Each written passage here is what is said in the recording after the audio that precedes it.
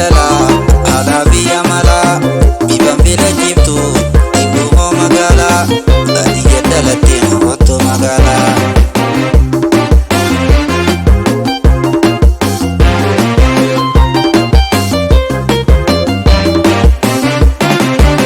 Magaalee Tookaloo jaalallee Toonaana ifa guyyaa fakkaata barii ganama Finfinneedha jettee jaalattuu sadaama erga guutuu qabda anaasi ayyama.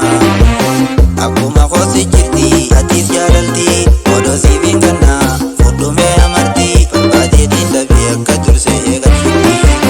Qarri gara muruu ta'ullee sibiila goromtittii jallaa bareedduu gurguraa kan taraasa qottee hin dabartu biila oguu biraan jirtu as koomee namiira.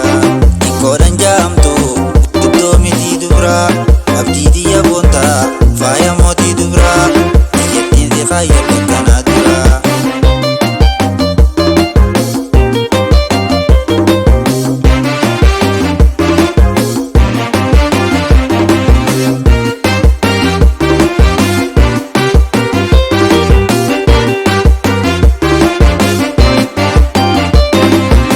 Jaalalti jaalala haala biyya mala biban fila jibtu ibumoo magala baadiyya dhalattee namootoo magala.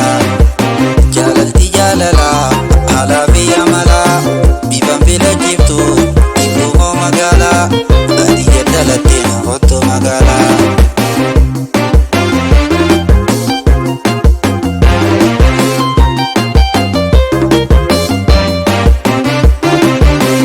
Deetee bareeda dubra herergoota halaalaa mul'atta hoggaa deemtu karaa harka ol qabannee fulbaana bu'oota.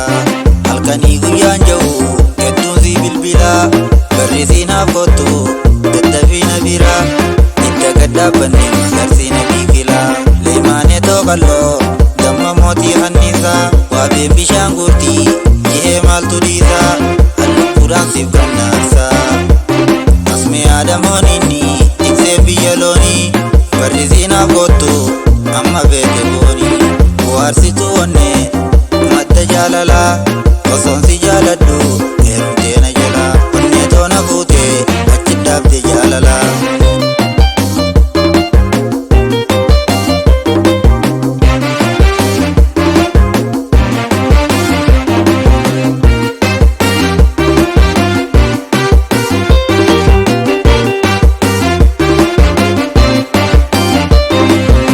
Jaalalti jaalala haala biyya mala biban fila jibtu ibumoo magala baadiyya dhalattee namootoo magala.